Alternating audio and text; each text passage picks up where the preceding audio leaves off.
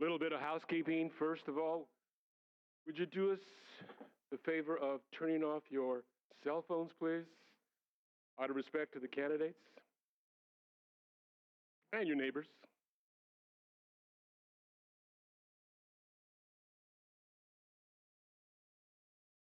Good evening, everybody. My name is Jeff Chambers. I'm the CEO of the South County Chambers of Commerce. I want to thank you all for coming out tonight to our second candidate in mayoral race forum. Tuesday, we did Grover Beach, and today we are here for Arroyo Grande. I'd also like to extend my thanks to the League of Women Voters for helping with the questions and moderating tonight's event. And moreover, I would like to thank the candidates for making the time to make it here this evening. I do want to apologize to the public for this just being a mayor's forum this evening. Unfortunately, Marlia Harmon from District 3 changed her mind at the last minute.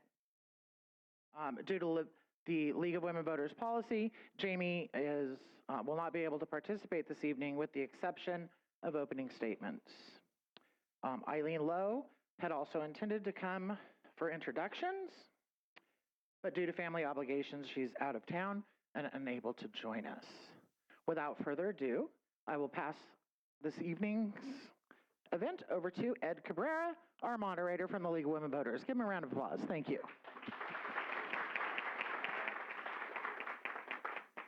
On behalf of all the volunteers representing the League of Women Voters of San Luis Obispo County, we welcome you to tonight's forum for candidates seeking the mayor of Arroyo Grande.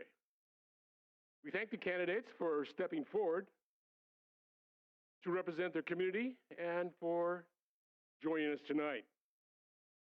We also thank those in the audience for taking steps to become engaged and educated voters. The League of Women Voters has always had a reputation for being nonpartisan. We will neither support nor oppose any candidate in any election. Unfortunately, as has been mentioned once tonight, one of the candidates for City Council, District 3, cannot attend, so there will be no City Council candidates participating tonight. Because of our nonpartisan stance, we cannot hold a forum for only one candidate in a competitive race. Nevertheless, we have decided to give an opportunity for the candidate that did show tonight to give her statement and also to introduce herself. Thank you. Hi, everyone. My name is Jamie Maravilla. I'm a candidate for the City Council in Arroyo Grande in District 3. I am a longtime resident of Arroyo Grande and a mother of 2 younger kids in elementary school and then an older one that's an adult past college. I'm also a longtime community volunteer. I currently serve on the board of the Clark Center here in Arroyo Grande, as well as I am the current chair of the Planning Commission for the city, and I've been on the Planning Commission since 2019, and have been involved in some aspect of city service for almost a decade now. I am incredibly thankful that I have had the privilege to raise my family here in Arroyo Grande, and if I'm elected, I will do everything I can to maintain and enhance our amazing quality of life in this city. I will also try to help ensure that others can live and thrive here too. We currently have the opportunity to put forward a plan and make decisions about the future of our city. And I see that as a great opportunity to put focus on updating our streets, focusing on affordable housing, improving public safety, maintaining and enhancing our parks and recreation opportunities, and more. I was really looking forward to this evening, and I'm really upset that I'm not going to be permitted to participate. I believe that you all deserve to hear from the candidates that you are going to be representing you, and I'm angry that you are not going to be able to get that opportunity because one of the candidates decided not to come. With that being said, I plan on sticking around this evening. I will be here in the audience watching as well as afterward. Please Come up to me and I can answer your questions as you have them. I will also be holding a meet and greet on Saturday at noon at Tribe Coffee House on Grande in Arroyo Grande.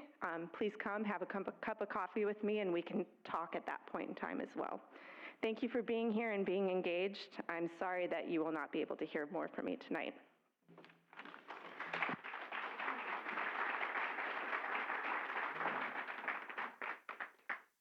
Our aim is to give our audience as much time as possible to hear responses to the questions that you have submitted.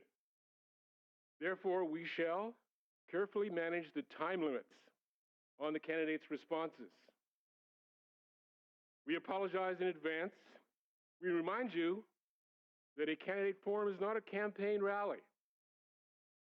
It's an informational forum to be conducted with civility and decorum.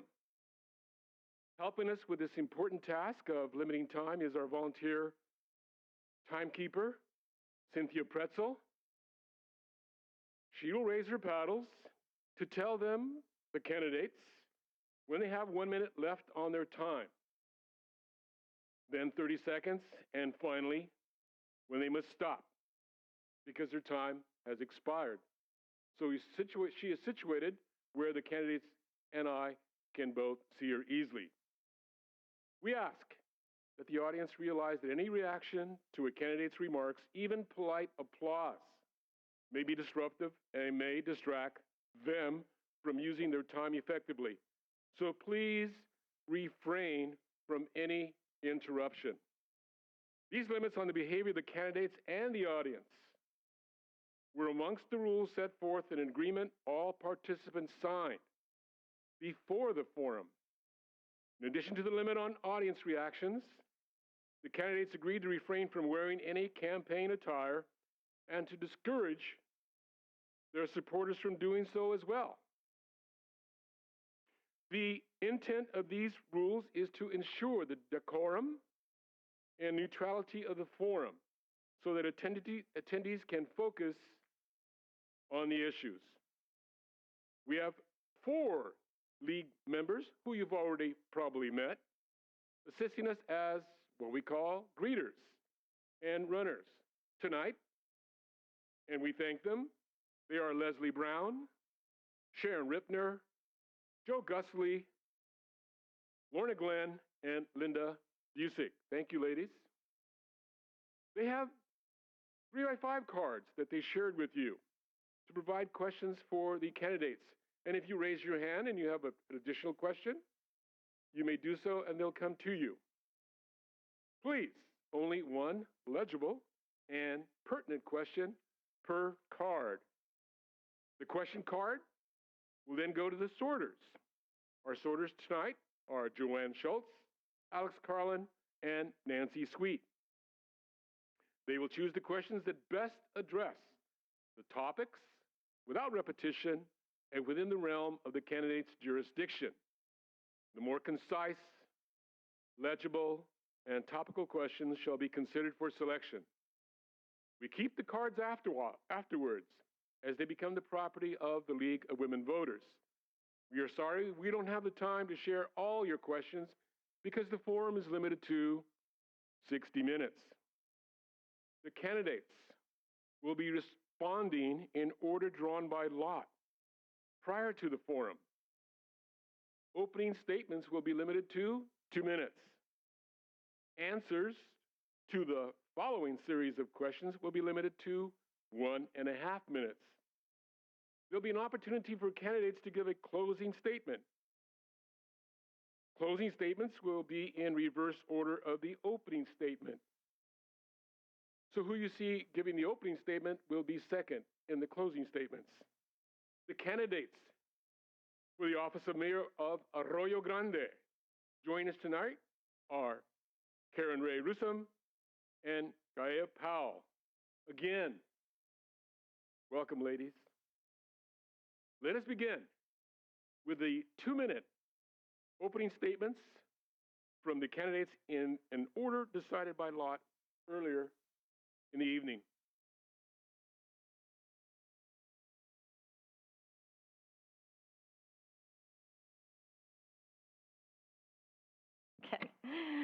Well, thank you all for coming and giving me an opportunity to share my vision and the reasons that I'm running. Never in a million years did I think I'd be running for office after being Arnold Schwarzenegger's chief of staff while he was running for governor, and I helped him prepare for that and put the team together. So it was an amazing experience, and that was after working about 25 years in the entertainment industry, and I'm now in the C-suite corporate level for the heads of Universal Studios, Warner Brothers, et cetera. I grew up in Thousand Oaks, California, and I ended up moving up to the Central Coast in 2006 because my father was having health issues, and I really needed a break after Arnold won, because I had no intention of being involved in politics anymore. I thought I was experiencing white sharks in the entertainment industry, but politics is a whole nother sea.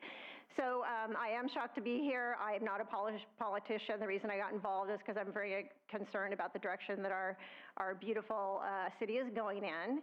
And I'm concerned about the millions being wasted and some of the cultural, social justice policies that I don't think should be in our city government. I am a constitutional candidate. I believe that the Constitution is the bedrock of our country, and I think we need to make sure that we always honor it. And I feel like the current administration of our city makes a mockery of our flag and our Constitution and our liberties. I believe that we need to restore America from every city all the way up to the White House, with our values and what's important to us, and that we are one, we're united under one flag, and we just need to do as best we can and continuing to evolve in a positive direction together. We've come a long way, and we have a long way to go, and I'm very excited about the future. I know that it will be bright if we all take action and exercise our rights, and I'll be stopping. Karen, and if you think I'm being a little casual or informal tonight when I address them, it was how they wish to be addressed. Karen. Hi, everyone. First, thank you to the South County Chambers and to the League of Women Voters for bringing us this forum. And I, too, am sorry all the candidates are not here, but at least I am confident that you will leave with a crystal clear understanding of who's running for mayor. I'm your mayor, Karen Ray Russum. You know me. I was raised here with Arroyo Grande's small town values of community, kindness, respect, and appreciation for heritage and history. But make no mistake, the purpose of this forum is for you to get to know these candidates. And you already know me, but many of you don't know my opponent. It's not like me to attack. I strive for peace and calm in all I do. But you do need to hear the unvarnished truth. I've lived in our city for 45 years.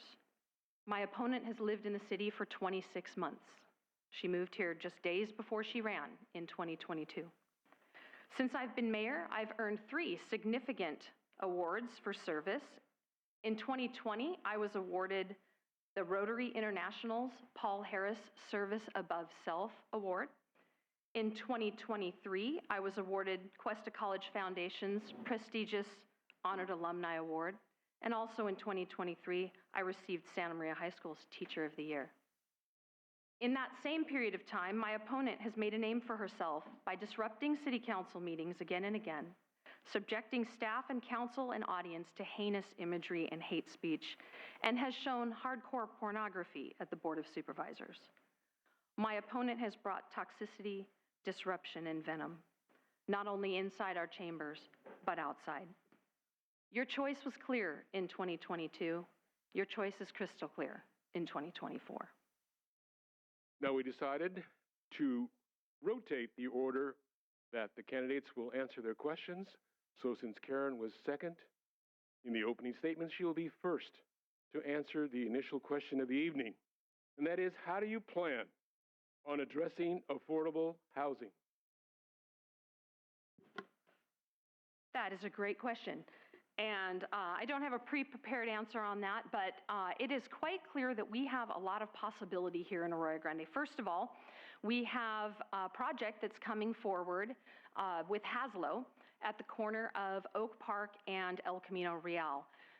It is my deepest hope that that comes to fruition. More on that to come, but suffice it to say that will bring many units, dozens of units into Arroyo Grande that are affordable housing.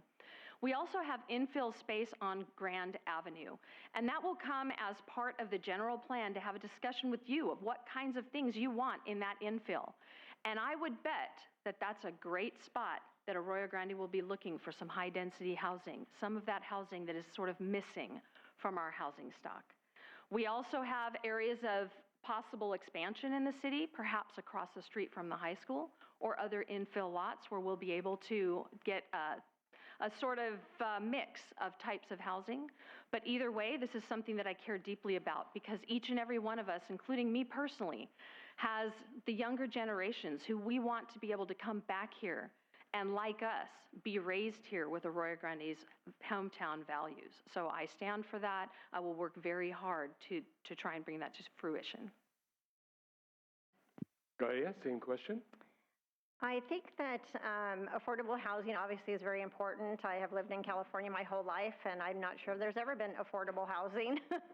But I think that it's almost a virtue signal, and it seems to come up every time that there's an election, but yet little is done about it. There doesn't, after I've heard it for decades, and I don't see a lot of affordable housing to this day. Obviously, multi-use projects would probably be the best option, in my opinion, but I also think that we need to do what's best for Arroyo Grande, and I feel like some of the elected officials are more concerned or obligated or wanting to please Governor Newsom and our state dictators, basically, and if cities and counties don't comply, they can actually be sued or attacked by our own state government.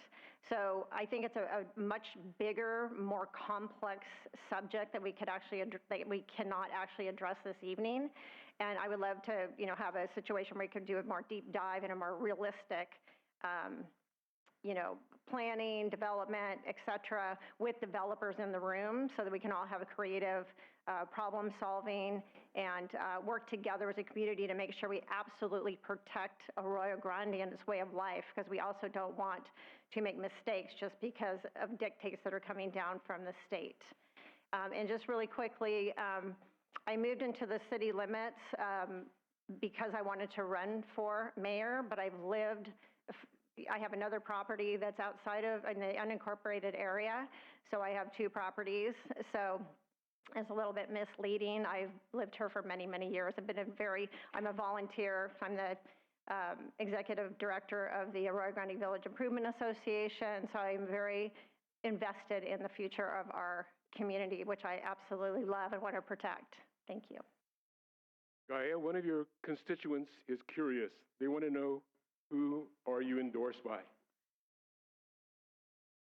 I'm endorsed by the Republican Party. I haven't asked for any endorsements. I do not ask for campaign contributions. I don't want to feel obligated to any special interest. I don't want to have to pay out of state, or not even out of state, but out of our local jurisdiction consultants. I don't want to be obligated to anybody. So I've decided not to take any campaign contributions, and if anyone wants to help me by buying signs or printed assets that I design myself, they're welcome to contact Slowco Data, and they'll be happy to fill your orders. Same question, Karen. Thank you.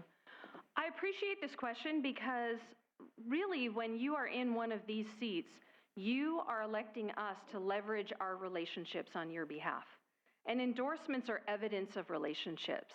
And I have relationships across the aisle, all over the county. So I'm just going to give you a few, because I jotted some down right before we came here.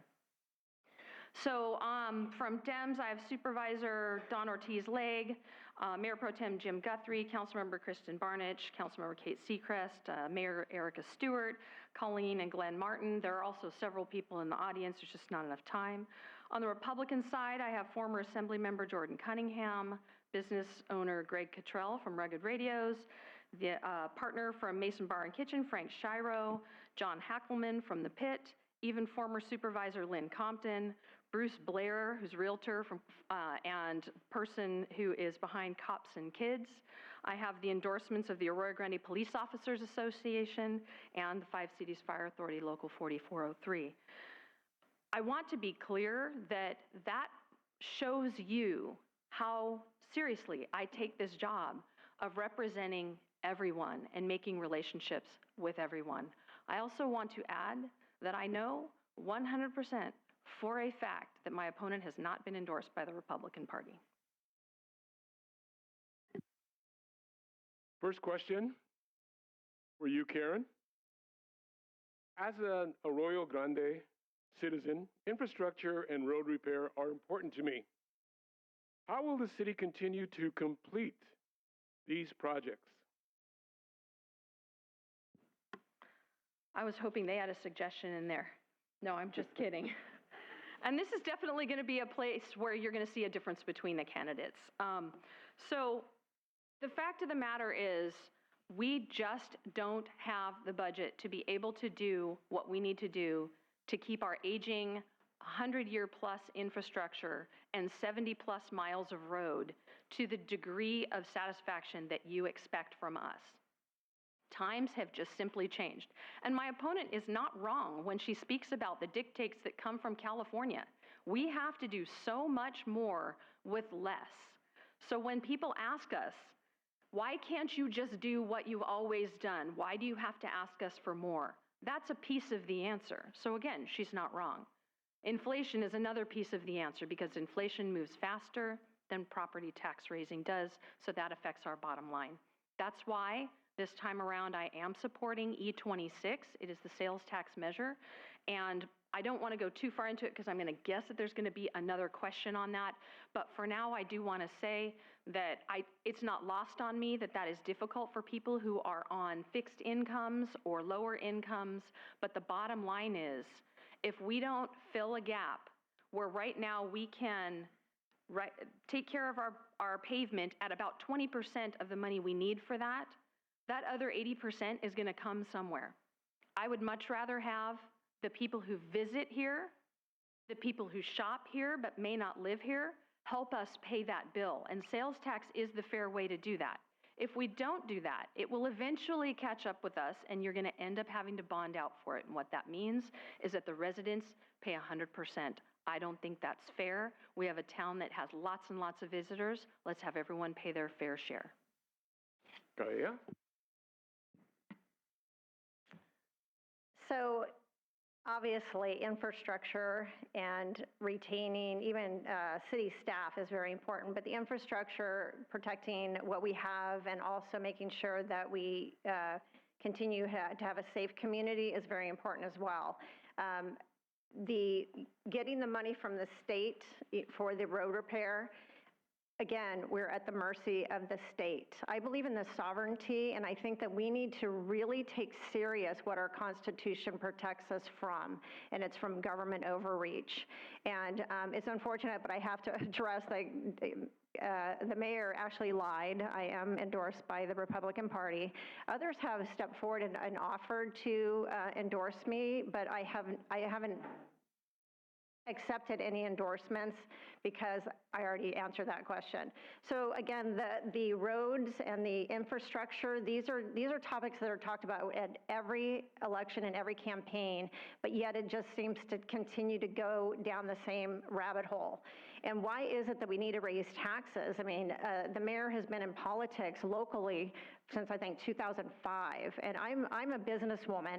People hire me to go into their companies to re-engineer them. I assess them, I interview all the employees, I try to figure out how to turn the ship around, and that's what I would do for the city of Arroyo Grande, because I know that there's a lot bigger issues. Roads are very important, our schools are also important. The reason I've disrupted some of the meetings is because I found pornography, very graphic pornography, that I've shared with the city council and the board of supervisors, and I don't expect them to go, demand that all the books be pulled out, and I've heard that it's not their jurisdiction, but it's everyone's moral obligation to put a stop to child abuse and at least speak against it. And the fact that our city council and our supervisors don't have the courage or spine, except for Debbie Arnold, Gaia, recently, some inappropriate, what's considered pornographic materials were shared in a public gathering. That raises the question, what guides you when making decisions of judgment? What guides me is what my parents taught me, the difference between right and wrong. I had heard about pornography in our schools, and it's this horrible cult that has been spreading across our country. And I couldn't believe it. I'm like, there is no way that this crap is in our schools. So I decided to go over to Arroyo Grande High School during lunchtime and actually got in the library. And the librarian shared it all with me. I was horrified. It was very upsetting. It was devastating. And it's my mission to make sure that pornography gets pulled out. It's very explicit. And if anybody wants to see it, email me, and I'm happy to email it to you. I have copies of it out by my table, but you'd have to ask me. And it is disgusting. The content is disgusting, and the mayor is a teacher, and she obviously supports this. She's said that, she won't speak against it. So I don't care who you are. If you're not speaking against it, you're complicit. If you do nothing and all of this horrific material is in our schools. And some people will try to call me a bigot or a homophobe or a racist or whatever the name calling is. I'm not here to make friends. I'm here to make sure that their constitutional rights are protected and that we protect the constitutional rights of all children. We should stop all bullying. It has nothing to do with a specific group of people. Nobody has more rights than others. So the porn that I found isn't just regarding one group, mainly the LGBTQ community. It is there's porn, there's heterosexual porn, there's pedophilia, there is incest, there is erotica. So everyone needs to wake up and go to a website called Take Back the Classroom, and you can actually see what's in the books. And I also have the library catalog link, and if you would like to look up any of the books and look inside, please do. And you tell me. Karen, same question. I believe the question, the part that was for me is what guides my decision making. And when I'm sitting here with my mayor's hat on, what guides my decision making is trying to balance everything that comes at me as mayor, and it's a whole lot. And what I'm trying to really balance is where the needs of the city are today and where the needs of the city are in its future. And so today, some of what we need is backfilling budgets. Some of what we need today is making sure that we can take care of what we have today, the infrastructure we have today, the streets we have today, the buildings we have today, the festivals, the sports, the classes that you all come to expect us to provide for you. That weighs heavily on me, and that guides me. Then as we start looking at what's coming next, I think what I'm really looking for is not only what I want next, but for what you want next. And as we go forward in our general plan, the general plan guides my decision making, because citizens before me, citizens before you, not before Guthrie, he's still here, he was on the general plan, but that is our North Star. That's what we're supposed to use to make decisions on your behalf. So we're coming forward with that document again soon. I mean, we're in the middle of it, right now. We need you to participate. Please go to planarroyogrande.com. Please find out how you can get involved and let us know what it is you want for the next stages of our city for the next 3, 5, 10, or 20 years. Our last general plan lasted us 24 years. This one's likely to go the same. They're expensive and they take a long time. But that is what guides me, because you have told me what you want. You are my North Star. Karen, if elected, what would you do personally to help all residents of Arroyo Grande feel welcome and accepted in our city? I think I would do what I continue to do. And as you all walked in, some of what you saw on my table out there were pictures of me out in the community. And I think part of what makes people feel welcome is people feeling heard.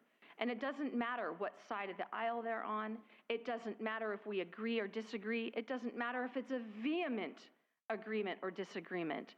It's really just making sure that everyone feels like they're welcome and valued. I do want to tell a very quick story here because it's one that surprises people. John Hackelman is a local business owner. He is my political opposite, for sure. And I absolutely adore John Hackelman. And he and I have had knockdown, drag-out discussions about everything from Sacramento, which is a little easier to agree on, and down to the pride flag and all other things. And you know what we always find is we are both trying to solve the same problem. We're just coming at it in different ways. And when you can see that about your community, and you can literally shake someone's hand and look them in the eye who has a different point of view than you and say, welcome, I welcome you, I value you. I might even learn something from you. I think that from the top is what permeates all the way through the city. So in that way, it's continuing to do what I've always done. Gaia. I feel like probably everybody in this room, maybe a tiny little margin, would disagree, but our town is incredibly welcoming. And the divisive attitude and reality that has gone on the last few years, basically since 2020, is because that the city council does not spend their time updating the general plan, and that's their job. They're supposed to be running the city. It's a land use agency, basically. But instead, they've wasted, I think it's going to be about $1.2 million on an out-of-town consultant to help with the general plan because they didn't keep it updated. And then they've spent another $20,000 for a DEI consultant in diversity, equity, and inclusion. So that's where that just completely goes off the rails. That doesn't belong in our government. Any kind of social justice policy, which the city actually has, and it states that it doesn't treat everyone the same, and that they will enforce it against the citizens and the visitors. We don't need that. We don't need divisive elected officials. I am not a puppet for anybody. I'm not a puppet politician, and like I said, I'm not here to make friends with people. The reason I was going to run in the first place is because of the fiscal mismanagement and irresponsible just spending on all the special interests. We're halfway through, and I want to thank you for showing the respect for your fellow neighbors.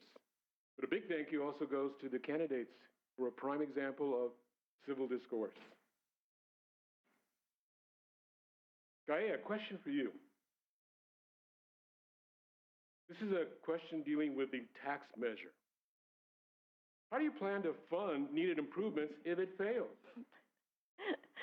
I will do exactly what I've done every time a business hires me to come in and assess the situation and re-engineer it. And once I can get under the hood and check out what is possible, I am an amazing creative problem solver. That's why I am hired by some of the top companies and people on this planet. And I'm very proud of my record as well. So I think that I can't even answer that question because I need to know what went wrong. And I really have to be able to get in there and figure it out. Like, why do we need more taxes? We are being taxed to death and regulated to death. And in fact, even with the affordable housing, it's regulation that's killing the housing department. And our economy is a joke. So we need to protect our sovereignty, in my opinion. Arroyo Grande can be sovereign, but we have to have the courage to stand up. Did I get cut off? It kind of went off and. Okay.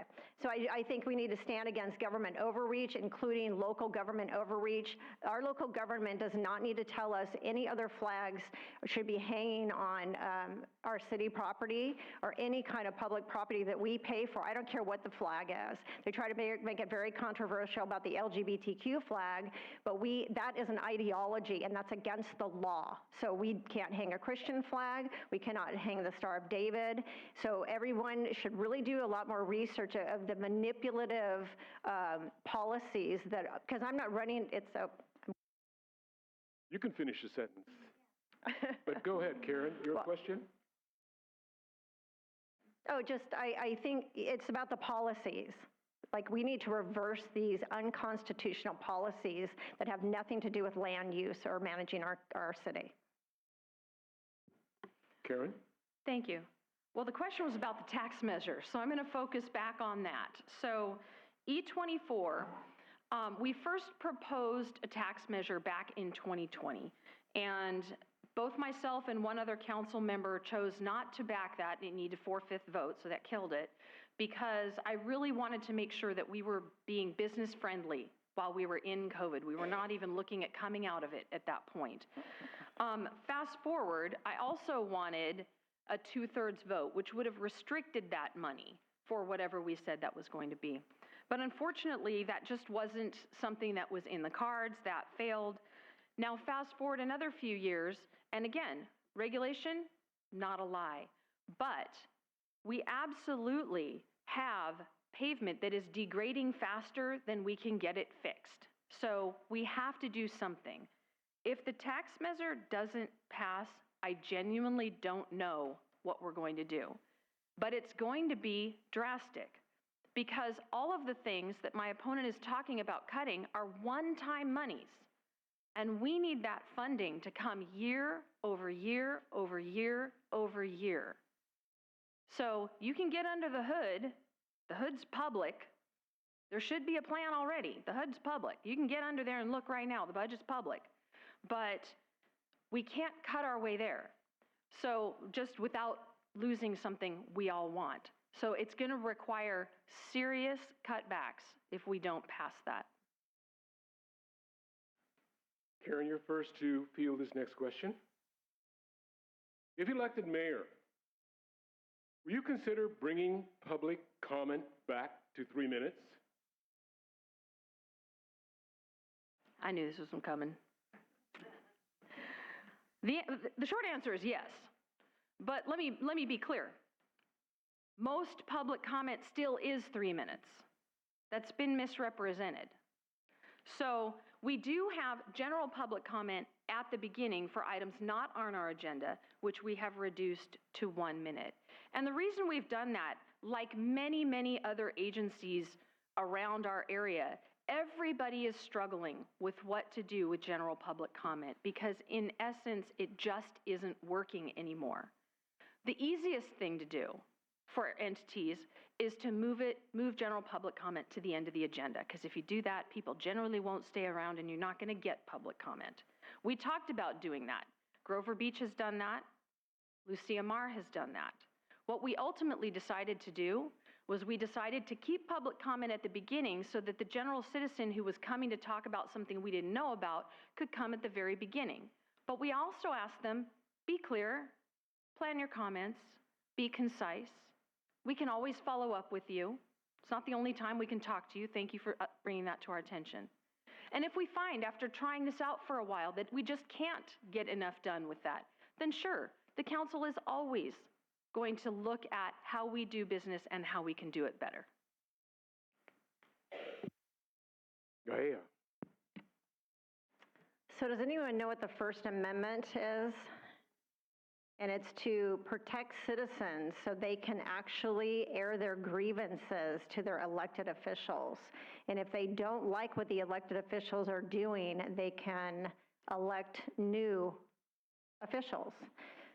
I have been speaking at every public comment session at the city council meeting since April. And on average, per year, there's about 7 people. It's like if you take all of it, I have a chart out by my table that you can check out the actual data.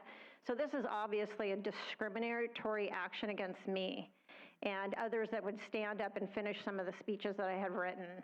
So it's absolutely hilarious to me that Karen has proven that she's a dictator and that she does make a mockery of our constitutional rights and tramples all over our liberties because it's not convenient for her to hear grievances. And the grievances are about the millions of dollars that they've been wasting, and then maybe we wouldn't need a tax increase if our city had been managed properly over the last, decade or more. And it's about the identity politics policies, and it's about the flag policy. And now then it's about the new taxes, and it's about the First Amendment rights that they're trying to deprive us of. Yeah, people often talk about a vibrant and revitalized East Grande. What does a vibrant East Grande corridor look like to you? How do you plan on making that a reality? I would love to creatively put the right people in the room, creative people, along with developers and the community. And I think it's a wonderful opportunity for us to really improve our city. I feel it should be multi-use, just going kind of, taking, if we turn back time and picture what the village looked like, with most likely people living above all the shops and restaurants and all the merchants buildings there, and have that continue, past the freeway. And I think that would be a great improvement. It would offer more housing for folks and more business opportunity. I'm all about, supporting the businesses, particularly small businesses, which a lot of small businesses reached out to me during COVID and the lockdowns and the horrific outcome from that. And I advised them to not lock down. I said, this is against our Constitution. The government does not have the right to practice medicine on us. And even the mayor told people to get injected with an experimental drug. And is that in her jurisdiction? That's between a patient and a doctor. So some of the businesses needed to be there more than ever during COVID. It was like there was fast food open. Same question, Karen. The revitalization of East Grande. Yes, how would I make East Grand Avenue more vibrant? So I started jotting down I wasn't ready for this one, so I just started thinking as my opponent was talking. And the first thing I wrote was walkable. And one of the problems with East Grand Avenue, as we well know, is it's a thoroughfare. It gets you from one place to another. So with some good design, we need that to be walkable. We need that to actually be truly pedestrian friendly. We need to have outdoor spaces, and we need to have it be bikeable. And something near and dear to my heart, we need art, because art gives us a sense of public space. It gives us a sense of purpose. It gives us a sense of identity. And when I say art, I'm not necessarily talking about murals. I'm also talking about things that are structural in nature. That could even be buildings. So when we're talking about East Grande, that's different than the village. And when I say that we had to have an eye on now and an eye on the future, that's part of what our general plan update is going to help us understand, is how far can we push that in areas that aren't the village.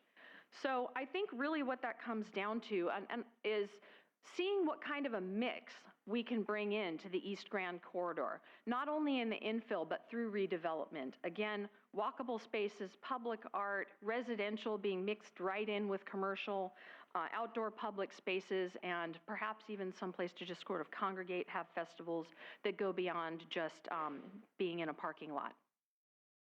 Small businesses have been mentioned tonight. How do you plan to support the small business community, Karen? Thank you. I work with our small businesses often. In fact, I work with them so often, I can't remember the last time there was an election where businesses had my sign in their windows, and that is happening this time. And that is part of my hard work that I've been doing downtown with the village business owners. So let's start in the village. What I'd really like to see, and what I have already been speaking to our village business owners about, is forming a business improvement district. It's long overdue. There's all kinds of sort of happenstance groups of volunteers that have various memberships, but they've ultimately failed over the last few years in being able to get a critical mass to get anything done. And a business improvement district is self-imposed, self-regulated, and self-taxed. In other words, it's not a tax that goes to us. It's business owners that choose. It's basically a forced membership for them. They write bylaws, they get a club, they get to do something. You can have that in various areas around the city, but that's one way that I would work on that. Gaia, same question, please. Certainly. How do you plan to support the small business community? Well, I already do, and I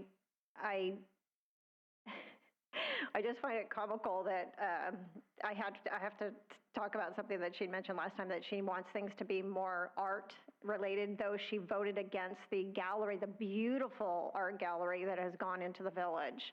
She voted against that, so that's just interesting to me. And I also find it amusing that she wants to dictate, like it's a forced membership for a business association in the village to get organized, and they will be funding it, apparently, their organization.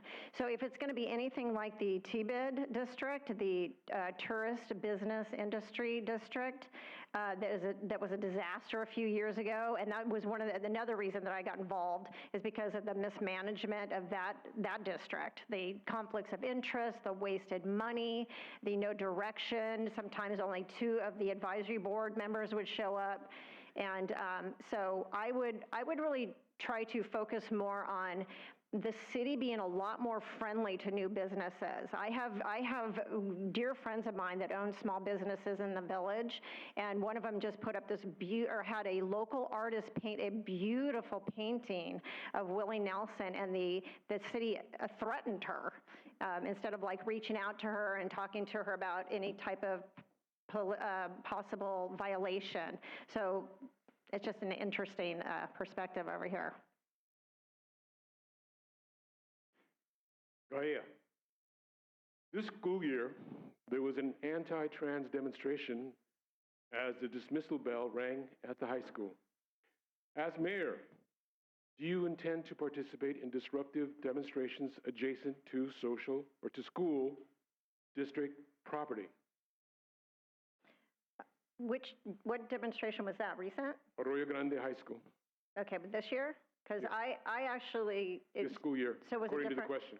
A different, last school year. Okay, so I helped organize a demonstration in front of Arroyo Grande High School to remind the children that are not in the LGBTQ community that they also have rights, because a lot of the parents had reached out to me and were concerned about boys being in the girls' locker rooms, and then of course I found the pornography, and so I felt like I really needed to educate or help organize citizens who wanted to go over there and demonstrate, to remind the other children that they have the right to protest peacefully against unjust laws.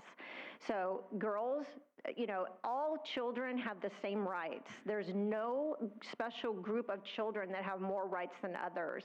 And so I wanted to educate them on that they should know that, and that they should stand up for their rights, and if they feel like their rights are being violated, that they have the support behind them, that they can speak out. Because I was hearing from parents that the girls were being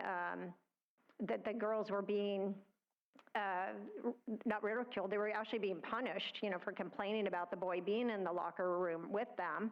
And so I just think that's appalling, and I don't think that girls should be on boys' sports. So I think it's a conversation that we should have as a community to make sure that all children are protected from all type of bullying. And that's the other thing. It's like we're so focused on these shiny objects that divide us, when we should be coming together and making sure all children feel safe. Karen. Can you please repeat the question? Certainly. This school year, apparently I've been corrected, it was last school year, there was an anti-trans demonstration as the dismissal bell rang at the high school. As mayor, would you participate in disruptive demonstrations adjacent to the school district property? No, of course not. That's ridiculous. And I hope you all noticed she didn't answer the question. And that's important, because that's not the role of mayor. And it's not the role of mayor for me to educate other people's parents or other people's students. That's absolutely outside the purview of what my job is as mayor.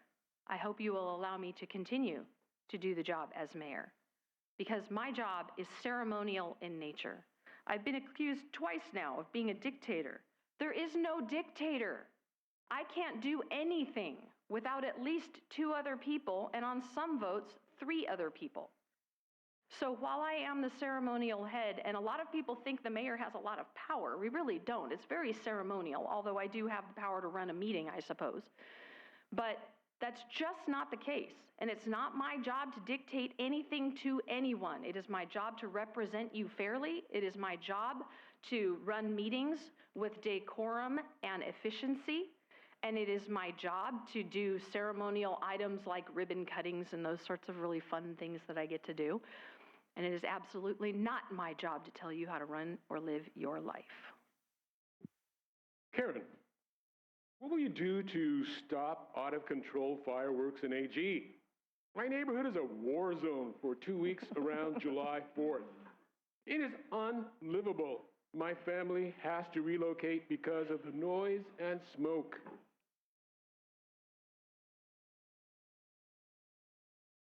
I wasn't sure if that was the end. This is so hard. We deal with this every year. Some cities have banned fireworks. They still deal with out-of-control aerial fireworks. They are illegal all over the state of California. Some cities have safe and sane fireworks legal. We are one of them. And we too have issues with aerials that are not safe and illegal. It's very, very, very difficult, and especially for a small town like ours, where we can't have police in all places at all times. It's really, really hard. And it's very difficult when we can't prosecute if a police officer has not witnessed something being lit off. So it's almost impossible to regulate. We do the best we can every year with public outreach. We do the best we can with public education. But in the end, the availability of the illegal fireworks and the ease through which you can get them from the internet or just over the border of California makes that an almost impossible task.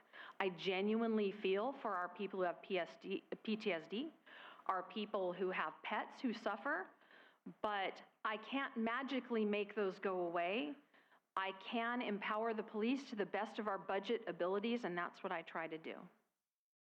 Gaia. So I think the air conditioning's on, so if my voice starts to quiver, it's because I'm cold. So I think that what Pismo did, they put up big electronic signs and put up a $2,000 fine.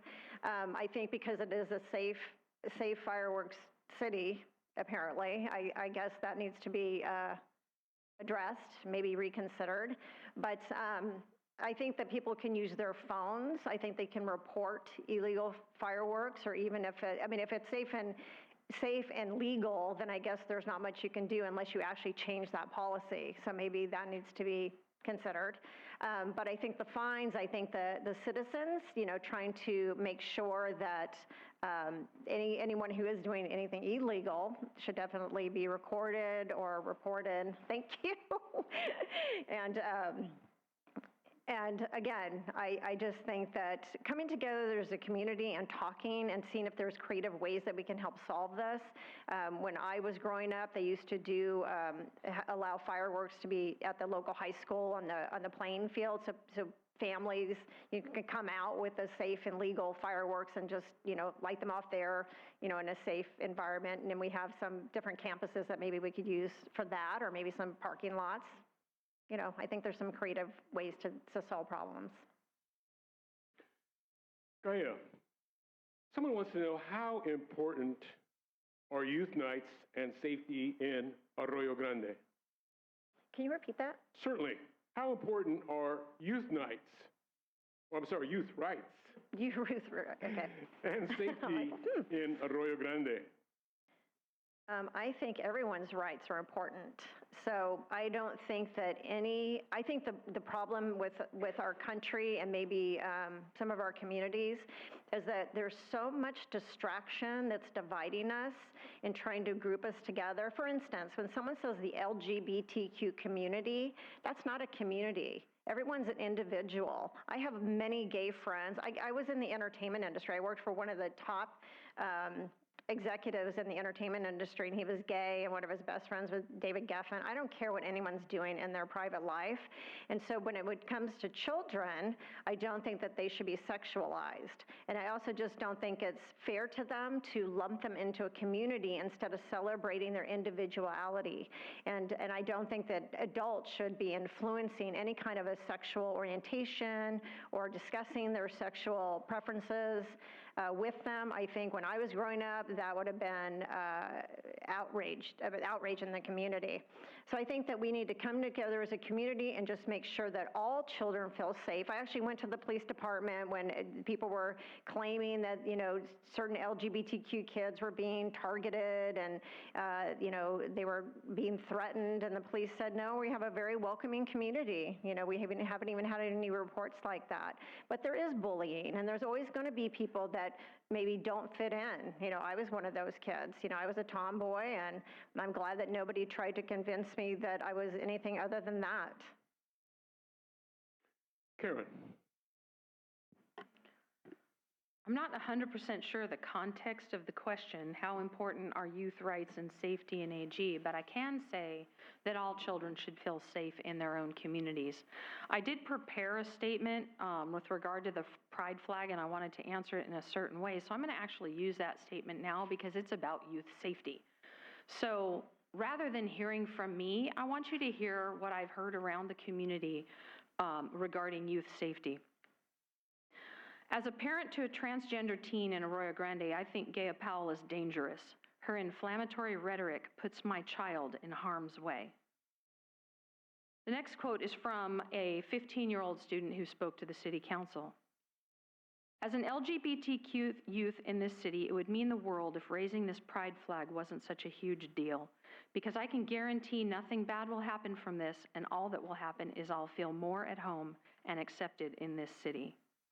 And finally, from another teen that spoke to the city council, I cried after this meeting after I heard this comment. I feel afraid walking around the parks and Grand Avenue. I feel afraid for my life sometimes because it is true that those people who see us as evil could maybe be incentivized to do something. I don't want that. I know nobody here wants violence.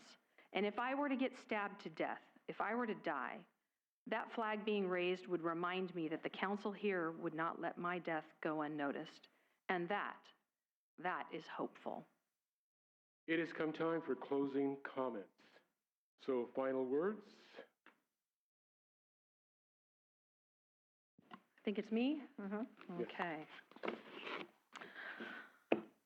So, in the end, politics is relationships. I build them, and my opponent doesn't. I exemplified this for you with my endorsements that go across the aisle, and I'm talking from way left all the way to way right. I care deeply about people, and my relationships and my endorsements prove that.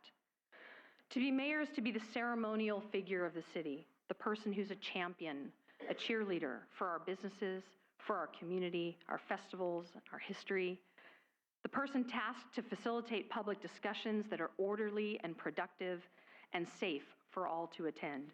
Thank you for giving me the opportunity to show how it's done. I thank the Chamber and the League of Women Voters at the beginning, but now I'd like to thank a couple of people individually. First, Jeff Chambers, the CEO of South County Chambers. He didn't change his name just for us. Without him, this would not have happened. And I don't know how much bourbon he drank in the last few weeks, but we all owe him a bottle. I hope you all dropped something off at Jeff's office to say thank you. That was a thankless effort. And to Shelley Higginbotham, who went to bat for our candidates who wanted to participate tonight but couldn't due to League of Women Voters rules. We all understand, but she really did try. And to all of you, I'm grateful you took the time out of your personal lives. I mean, I'm a junkie for this stuff, but you took time out of your personal life to come down here and make the best decision you can for your community. And no matter who you vote for, me or my opponent, if you do it intentionally and with fidelity, everything's going to be okay. And even if you and I might vote differently, process is everything. Thank you for bringing integrity to the process by attending and becoming informed. You are all leaders. Tell everyone what you think. Gaia, your final words. I do want to thank everybody for coming and everybody that was involved in organizing this wonderful forum. As I mentioned earlier, I am not a politician and I am not here to make friends. I'm actually here to help protect, restore, and improve our community. And I'll just read my candidate statement. Arroyo Grande is my home. I will utilize my 30 years of business operations and marketing experience to preserve its heritage, charm, and cherished way of life, while strategically anticipating and proactively leveraging change without raising taxes. This takes strong common sense leadership that welcomes dissenting views and robust debate to achieve optimal resolutions that best serve Arroyo Grande. We are a constitutional republic. This is not a democracy. It's not mob rule or popular sentiment rule. I will restore American values to Arroyo Grande by repealing discriminatory DEI policies and policies that deprive citizens of their First Amendment right. I will stop billions in wasteful spending and holding our leaders accountable by following our supreme law of the Constitution. The Constitution is a safeguard and a guide that protects our freedoms, prosperity, safety, health, and happiness while addressing federal, state, and local government overreach.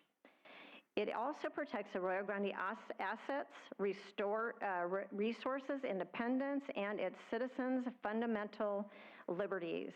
I am dedicated to fiscally responsible governing and creative solutions. And I'm going to get cut off here in a second, so I'll do the best to finish. I am determined to remove pornography from the local schools and protect parental rights. Community goals are successfully accomplished through education, open dialogue, appreciation for those who have made great strides, as well as by encouraging passionate, critical thinkers to join that collaboration. Thank you for your comments. I also want to thank Shelley Higginbotham from the League of Women Voters for all your behind-the-scenes work. Another thank you to the participants tonight for being ideal candidates who are committed to limiting their comments to the issues and respecting each other and the audience. And a final thank you to you, the audience, for questions that are reflective, engaged, and informed voters. Thank you for joining us tonight. Buenas noches.